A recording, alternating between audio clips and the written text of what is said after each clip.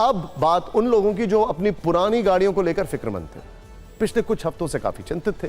ऐसे लोगों के लिए अब से कुछ देर पहले राहत की खबर आई है। यह खबर दिल्ली के उन 62 लाख गाड़ी मालिकों के लिए राहत लेकर आई है जो अपनी गाड़ी की उम्र बीत जाने से टेंशन में थे।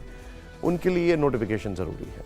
अब दिल्ली में 1 नवंबर से एंड ऑफ लाइफ वाहनों पर पाबंदी लागू होगी, यानी 31 अक्टूबर तक राहत रहेगी।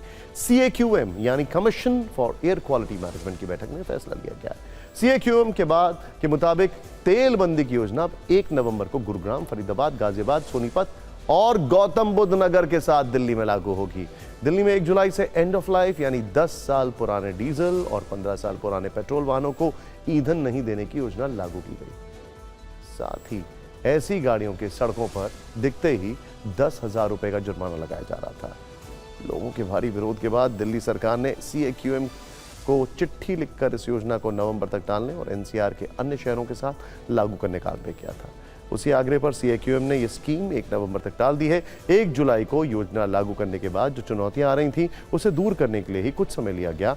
एक चीज यहां साफ करना जरूरी है, EOL गाड़ियों को नो फ्यूल की योजना वापस नहीं ली गई है, बल्कि इसे कुछ वक्त के लिए टाला गया है ताकि ठीक से तैयारी हो पाए। बेशक पुरानी गाड़ियों के लिए 4 महीने की मोहलत मिल गई है, लेकिन सवाल है कि ये कैसे तय होगा कि कौन सी गाड़ी किस महानगर या शहर के लिए ज्यादा घातक है? क्या इसका सही पैमाना गाड़ियों की उम्र है या फिर प्रदूषण का स्तर? चलिए इसे एक उदाहरण से समझ लेते हैं।